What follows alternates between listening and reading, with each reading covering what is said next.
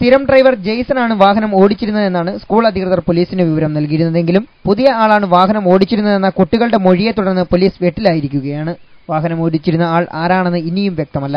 അപകടത്തിന് ശേഷം ഒളിവിൽ പോയ ഡ്രൈവർ നിബന്ധനകൾക്ക് വിധേയമായല്ല വാഹനം ഓടിച്ചിരുന്നതെന്നുള്ളതിന്റെയും കുട്ടികളെയും കൊണ്ടുപോകുന്ന വാഹനങ്ങൾ ഓടിക്കേണ്ടവർക്ക് ഉണ്ടായിരിക്കേണ്ട യോഗ്യതകൾ ഇയാൾക്ക് ഇല്ല എന്ന സംശയവും പരക്കെ ഉയരുകയാണ്.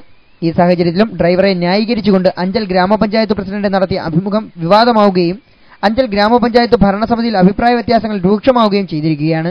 കഴിഞ്ഞ ദിവസം ലൈവ് വാർത്തയിൽ വന്ന ഗ്രാമപഞ്ചായത്ത് പ്രസിഡന്റിന്റെ വാക്കുകളെ നിഷേധിച്ചുകൊണ്ട് സ്കൂൾ ബസ് ഓടിക്കുവാൻ യോഗ്യതയില്ലാത്ത ബസ് ഓടിക്കുകയും അപകടത്തിന് ശേഷം ഒളിവിൽ പോവുകയും ചെയ്ത ഡ്രൈവറെ മാനേജ്മെന്റും അഞ്ചൽ ഗ്രാമപഞ്ചായത്ത് ഭരണസമിതിയിലെ ചിലരും ചേർന്ന് സംരക്ഷിക്കുകയാണെന്നും ഉടൻ ഡ്രൈവറെ അറസ്റ്റ് ചെയ്ത് ഉചിതമായ ശിക്ഷ ലഭിക്കുന്ന തരത്തിലുള്ള നടപടികൾ സ്വീകരിക്കുന്നതിന് പോലീസ് അധികാരികൾ ശ്രമിക്കണമെന്നും അഞ്ചൽ ഗ്രാമപഞ്ചായത്ത് വിദ്യാഭ്യാസകാര്യ standing committee chairman B Anilkumar അഭിപ്രായപ്പെട്ടു.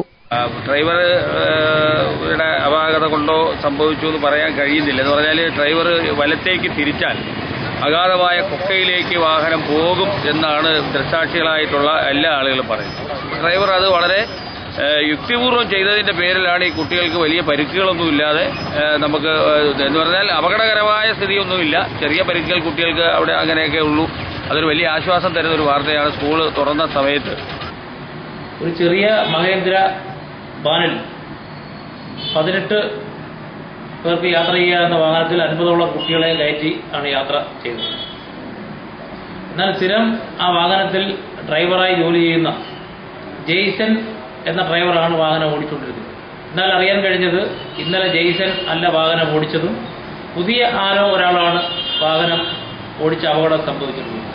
പുതിയ ഡ്രൈവർ ഓടി അപകടം സംഭവിച്ച് 10-20ഓളം കുട്ടികൾ പരിക്കുപറ്റി അഞ്ചലിലെ വിവിധ സ്വകാര്യ ആശുപത്രിയിൽ ചികിത്സയിൽ കിടക്കുമ്പോഴും യഥാർത്ഥ ഡ്രൈവറെ സ്കൂൾ അധികാരികൾ പോലീസിന് കൈമാറാൻ തയ്യാറായിട്ടില്ല.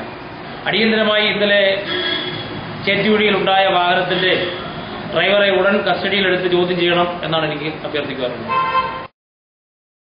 ലൈവ് വാർത്ത അഞ്ചൽ.